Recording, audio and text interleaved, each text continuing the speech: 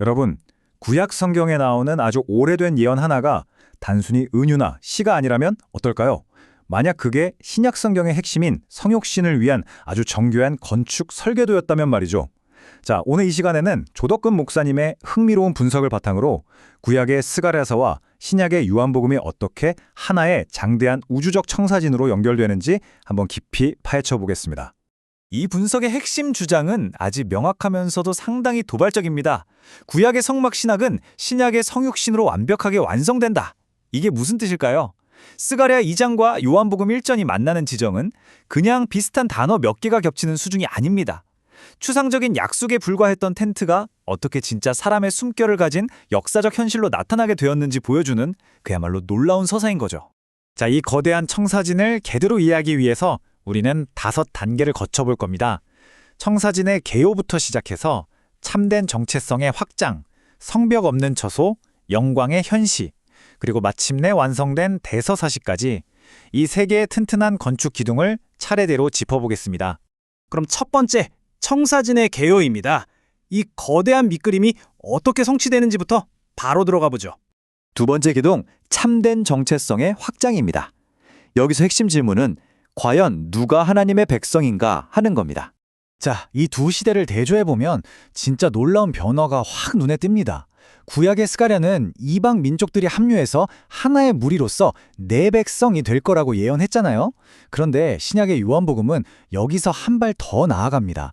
단순히 무리가 아니라 예수님을 영접하는 자에게는 개개인이 아주 친밀한 하나님의 자녀가 되는 권세를 준다는 거죠.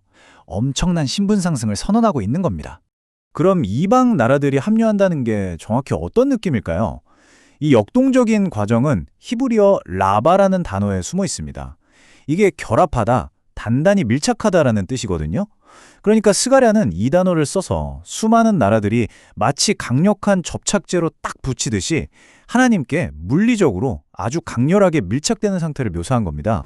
그런데 놀랍게도 이 강렬한 라바의 개념이 신약으로 넘어오면서 요한복음의 영접이라는 개념으로 완벽하게 이어집니다.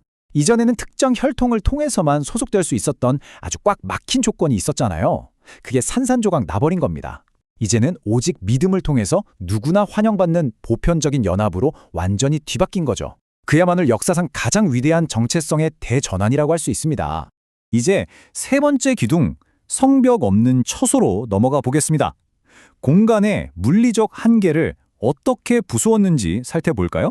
스가랴서에서 하나님은 명확하게 지리적인 장소인 시온산, 즉 내 가운데에 머물리라고 약속하셨습니다. 그런데 요한복음을 보면 말씀이 육신이 되어 우리 가운데 거하시매라고 선언하죠.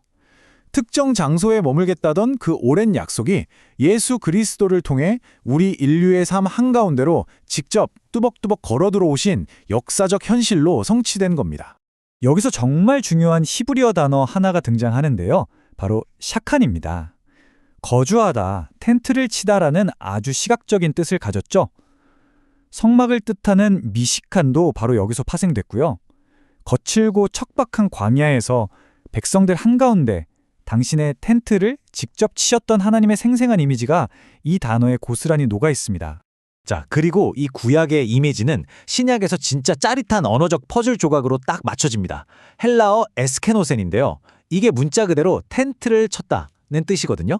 그러니까 사도 요한이 우리 가운데 거하심에라고 한 건 단순한 비유가 아니었어요. 성육신 그 자체가 하나님께서 우리 곁에 말 그대로 장막을 치신 역사적인 행위라는 걸 만천하에 선포한 겁니다. 소름 돋지 않나요? 이게 도대체 왜 그렇게 중요할까요? 생각해 보세요.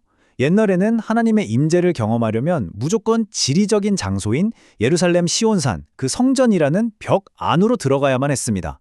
하지만 새로운 시대에는 예수님 자신이 살아 숨쉬는 새로운 성전이 되셨죠. 그 결과 지리적 한계를 완전히 박살낸 성벽 없는 임재가 탄생한 겁니다. 이제는 우리가 예수님을 영접하는 곳이라면 그곳이 어디든 누구나 접근할 수 있는 성벽 없는 구원의 공간이 활짝 열리게 된 거죠. 정말 엄청난 변화입니다. 자, 네 번째 기둥입니다. 참된 영광의 현시. 우리가 직접 눈으로 목격하게 된 그 영광에 대해 알아보죠. 스가랴 2장을 보면요. 하나님께서 시온을 둘러싼 불성곽이 되시고 그 가운데 스스로 영광, 즉 카보드가 되시겠다고 맹세하십니다. 감히 범접할 수 없는 아주 두렵고 압도적인 영광이죠. 그런데 요한복음으로 넘어오면 어떻게 될까요?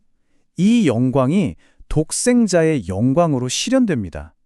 그 장엄하고 두렵던 불의 영광을 이제 사람들은 예수 그리스도라는 한 아들의 얼굴을 통해서 아주 친밀하게, 아주 가까이서 목격하게 된 겁니다. 그리고 이 영광은 단순히 빛나는 걸 넘어서 은혜와 진리라는 통치 방식으로 정의됩니다. 스가랴가 그토록 예고했던 회복과 평강은 어떤 무력이나 군사력으로 이루어진 게 아니었어요. 바로 예수님이 가져오신 은혜와 진리로 완성된 겁니다. 그러니까 하나님의 영광이 우리가 만질 수 있고 느낄 수 있는 인격적인 형태로 우리 삶에 가득 차게 된 거죠. 드디어 마지막 5번째 완성된 대서사시입니다. 앞서 말한 청사진들이 어떻게 역사상 가장 위대한 걸작으로 완성되었는지 확인해 보겠습니다. 자, 지금까지 우리가 나누는 이 이야기들을 한번 쫙 종합해 볼까요? 정말 빈틈없는 구조가 나타납니다. 우리의 정체성은 라바에서 영접으로 확장되었고 하나님의 거처는 샤칸에서 에스케노센으로 그 물리적 벽을 허물었죠. 그리고 하나님의 영광은 구약의 카보드에서 신약의 독생자의 영광으로 생생하게 육신을 입었습니다. 단 한 치의 오차도 없이 구체화된 진짜 장엄한 서사시가 아닐 수 없습니다. 자, 오늘의 결론입니다. 요한복음 1장은 단순한 이야기가 아닙니다. 스가랴가 보았던 그 우주적 시온의 청사진이 실제 역사라는 땅 위에 완벽하게 건축된 사건이에요. 아주 먼 옛날 시온의 딸에게 주어졌던 어찌 보면 조금 연약해 보이던 그 약속이 수백 년의 시간을 뚫고 지나와서 마침내 그리스도의 성육신이라는 가장 웅장하고 역사적인 절정에 도달하게 된 겁니다. 오늘 우리는 하나님의 거대한 설계도가 역사 한가운데서 어떻게 그 모습을 드러냈는지 함께 목격했습니다. 이쯤에서 여러분께 아주 중요한 질문을 하나 던지고 싶네요.